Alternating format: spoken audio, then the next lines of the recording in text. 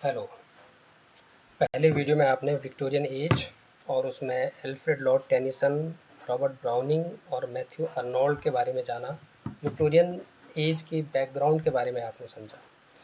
अब इस वीडियो में, इस स्लाइड में हम मैथ्यू अर्नोल्ड की पोएम डॉवर बीच पढ़ेंगे, जो आपके सिलेबस में है। स्क्रीन पर आपको दिख रहा होगा Dover Beach, Matthew Arnold, Dover Beach. The sea is calm tonight. आप अपनी बुक में साथ में लेकर के इसको पढ़िए साथ साथ में, तब आपको समझ में आएगा।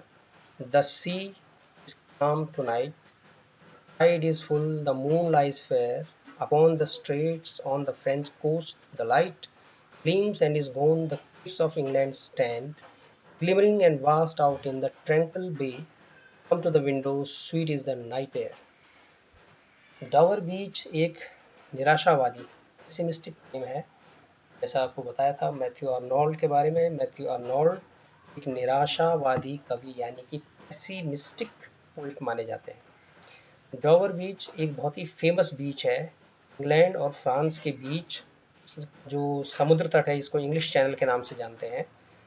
उस तरफ फ्रांस है, इस तरफ इंग्लैंड है, और दोनों के बीच समंदर इस जगह पर बहुत ही संकरा हो जाता है। यहाँ पर डिस्टेंस काफ़ी कम हो जाता है, इतना नज़दीक हो जाता है कि इंग्लैंड की धरती पर जो डॉवर बीच है, वहाँ पर खड़े खड़े आप सामने फ्रांस के तट को देख सकते हैं। काफ़ी ऐतिहासिक जगह है, खासतौर पर इंग्लैंड से फ्रांस जाने वाले लोगों के लिए। वहाँ पर खड़े खड़े मैथ्यू अर्नोल्ड को नज़र आ रहा है। अपने युग, अपने समय की जो परंपराएं हैं, विक्टोरियन युग जो चलनशील दौर है, उस दौर में धीरे धीरे ये अपने समय से काफ़ी निराश हो चुके हैं।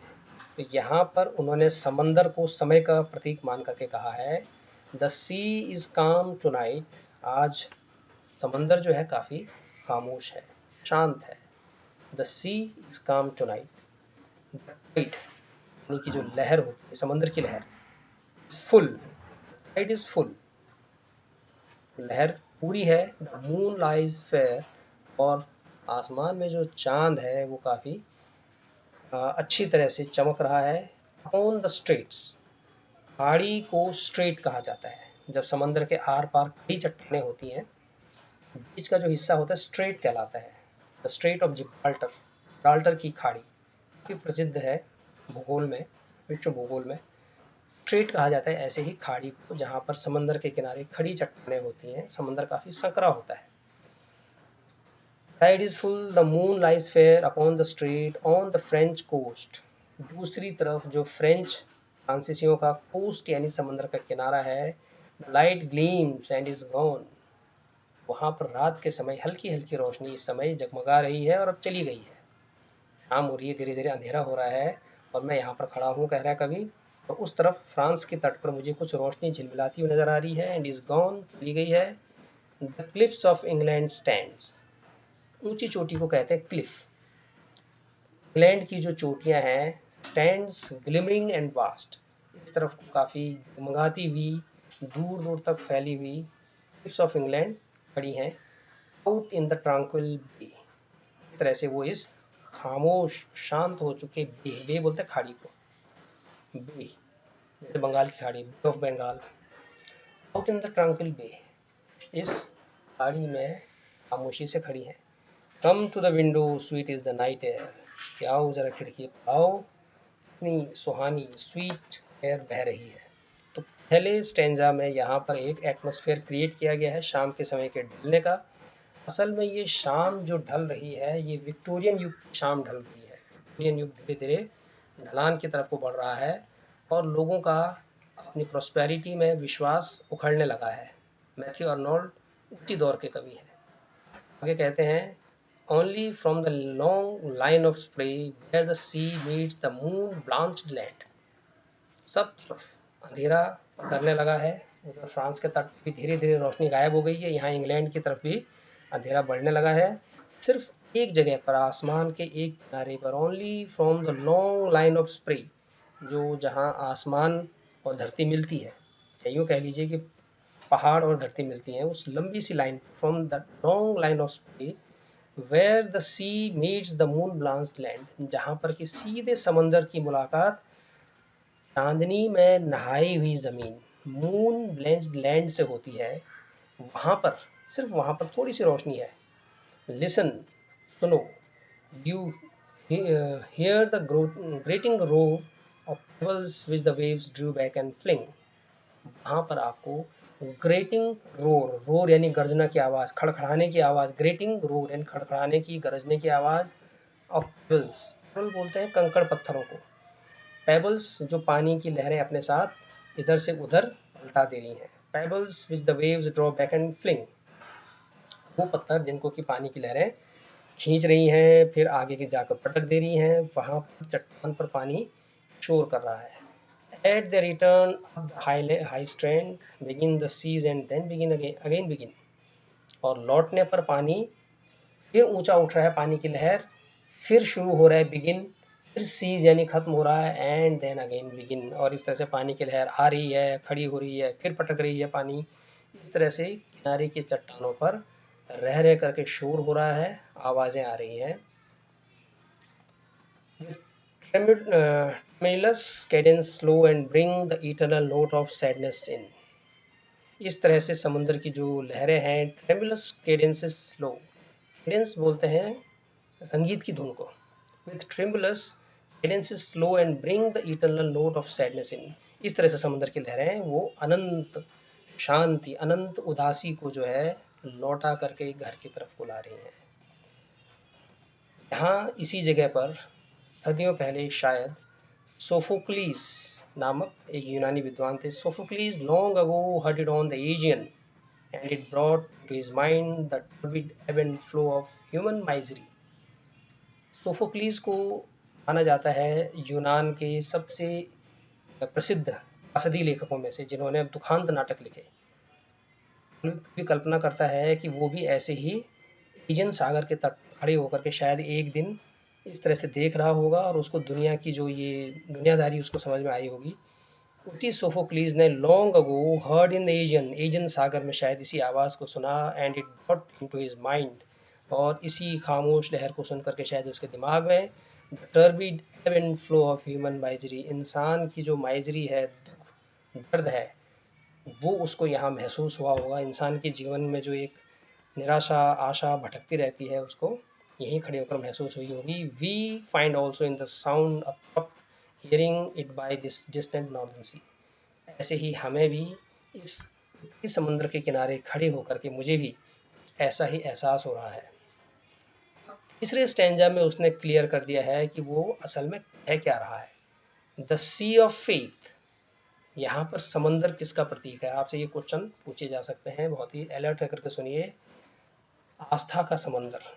विक्टोरियन युग में धीरे धीरे किस तरह से आस्था दम तोड़ रही थी विज्ञान के आगे, किस तरह से प्रॉस्पेरिटी हो रही थी, ब्रिटिश लोगों की समृद्धि बढ़ रही थी, वैसे वैसे लोगों की ईश्वर में और धर्म में आस्था खत्म हो रही थी। और मैथ्यू अर्नोल्ड उन पोइट्स में से एक माने जाते हैं जो आस्था के लिए खड़े हैं।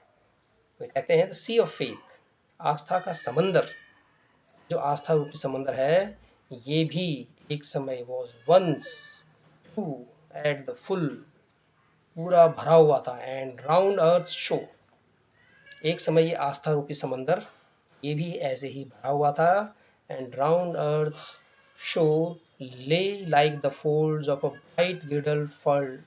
और इस तरह से धरती को चारों ओर से इस आस्था रूपी समुद्र ने ऐसे घेर रखा था जैसे कि कोई राजा जगमगाता हुआ ब्राइट गर्डल यानी कि कोई मुकुट पहना हुआ हो जैसे। नाउ आई ओनली हियर, आस्था के समुद्र ने ऐसे ही इस धरती को तीन ओर से घेरा था जैसे कि एक सोने का मुकुट राजा के सिर को शोभा देता है। लेकिन अब मुझे सिर्फ और सिर्फ क्या सुनाई देता है? But now I only here it's melancholy, अब मुझे सिर्फ और सिर्फ दुख, निराशा स्वर सुनाई देते हैं। लॉन्ग विड्रॉइंग रोर, समुद्र की वापस लौटती हुई गर्जना। आस्था का समुद्र अब वापस लौट रहा है, दुनिया से अब आस्था, धर्म मिटता चला जा रहा है। उसकी लौटती हुई आवाज़ें मुझे सिर्फ वही सुनाई दे रही हैं। रिट्रीटिंग, एक बार फिर लौटने के लिए शब्द है, retreating to the breath of night wind. ऐसा लगता है जैसे कि ये सागर पीछे खामोशी से पीछे हट रहा है, कि लहरें पीछे को हट रही हैं। To the of the night wind, शाम के समय, रात के समय बहने वाली इन हवाओं में, down the vast edges drear and naked shingles of the world, दूर जहाँ तक नजर जाती है वहाँ पर मुझे संसार के किनारे, धरती के छोर नजर आ रहे हैं। नेक्ड, बिल्कुल खुले आसमान के नीचे नजर आ रहे हैं। शिंगल्स ऑफ द वर्ल्ड, ऐसे लगता है जैसे धरती के आखिरी छोर हैं। आस्था इन पर से गायब हो चुकी है और ये किनारे अब बिल्कुल खाली खाली नजर आ रहे हैं। आखिरी जो स्टेंजा है ये बहुत ज़्यादा इंपॉर्टेंट है, ये इस लाइन का सबसे इंपॉर्टेंट भाग है।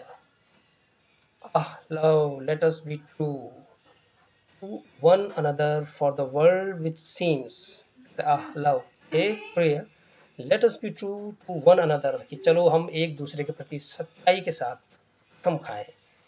To, for the world which seems to lie before us like a land of dreams, धरती जो हमारे सामने नजर आ रही है बिल्कुल एक सपनों की दुनिया की तरह है, वास्तविक नहीं है, दिख रहा है सिर्फ सपना है। So various, so beautiful, so new, संसार जो इतनी विविधता से भरा है, इतना खूबसूरत है, इतना नया है, देखने में बाहर से इतना विविधता से भरा है, इतना ब्यूटीफुल है, इतना नया है, इसके अंदर रियलिटी में है तो really neither Joy nor love nor light, लेकिन असल में ना तो यहाँ कोई खुशी है, ना प्रेम, ना कोई रोशनी, nor certitude nor peace nor help for pain, ना तो कोई दया है, सहानुभूति है, ना किसी तरह की शांति, ना किसी तरह की तकलीफ से राहत है। एंड फिर कितनी लाइन देखें, and we are here on a darkling plain, और हम इस धरती पर ऐसे हैं जैसे मानो कोई लड़ाई के बीच का मैदान हो, धीरे धीरे वहाँ अंधकार आ गया हो, लड़ते लड़ते शाम हो गई हो। We are on here on a darkling plain, हम उस अंधियाते हुए मैदान पर खड़े हैं, लड़ाई के मैदान पर। Swept with confuse alarms of struggle and flight, यहाँ पर कि दोनों तरफ से आवाजें आ रही हैं, आगे बढ़ो, पीछे हटो, भागो, इस तरह की आवाजें, लेकिन समझ में नहीं आ रहा है कि कौन जीत रहा है और कौन हार रहा है। लड़ाई का मैदान है, शाम का समय हो चुका है, आखिरी युद्ध चल रहा है।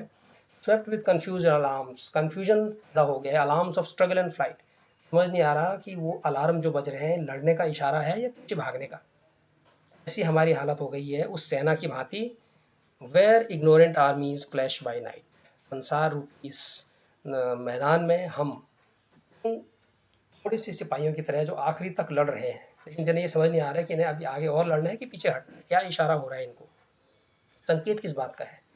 और फिर अंधेरे में जो है वो एक दूसरे से टकरा रहे हैं। Ignorant armies clash by night, जहां पर एक दूसरे को बिल्कुल न जानने वाली जो आर्मीज हैं वो रात के समय एक दूसरे से टकरा रही हैं। इस तरह से आस्था रूपी यह समंदर सूख चुका है और हम केवल केवल विज्ञान के साथ माथापच्ची कर रहे हैं, सर टकरा रहे हैं। ये इस कविता का भाव है। इस तरह से ये पूरी तरह से मेलंकलिक नोट वाली एक पेसिमिस्टिक मानी जाती है।